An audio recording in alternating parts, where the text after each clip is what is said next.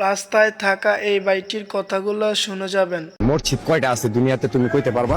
না। হ্যাঁ, তাহলে তুমি যে বললা আমার মসজিদে যেতে, সারা দুনিয়ার ভিতরে মসজিদ আছে দুইটা, মসজিদ আল আকসা, মসজিদে নববী, যেটা আমার আল্লাহ 30 পারা কোরআনে 6666 আয়াতের ভিতরে বলছে, 114 খানা সূরার ভিতরে।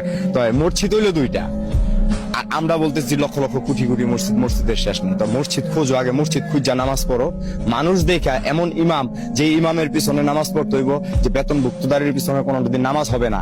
আল্লাহ বলছে যে আলিফ লাম মিম যালিকাল কিতাব লা রাইবা ফিহি হুদাল লিল মুত্তাকিন, কোরআনে কোনো ভুল ত্রুটি নাই। তা আমরা এই কোরআন বিকৃতি করে খাইতেছি কেন? খাইতেছি আমিও তো মানুষ, তুমিও মানুষ, আমি তো তোমার ডিস্টার্ব করি না। আমি একটুখানি গাঁজা খাই দেখি এই জন্য আমি তোমার কাছে খারাপ, কিন্তু যারা নি এরকম হাজার হাজার কোটি কোটি টাকার পাহাড় নিয়ে ঘুরতেছে, কালো টাকার পাহাড় নিয়ে ঘুরতেছে, তারা কি করতেছে? ও আমরা এখন রাস্তাঘাটে থাকি দেখে আমাদের কিছু নাই দেখে এই জন্য এরকম নাকি? কথা কই না বেটা, এত কথা করছে। নামাজের অর্থ হইলো সৎ কর্ম, তোর উপকার করবো। তুই না খাই রয়েছে, তোরা একক তো খাওয়ামু আমি, তোরা বিশ্রাই না। যে অনাথ গরিব আছে, এতিম আছে, তারা খাওয়ামু। এটা নামাজের কর্ম হইলে এগুলো।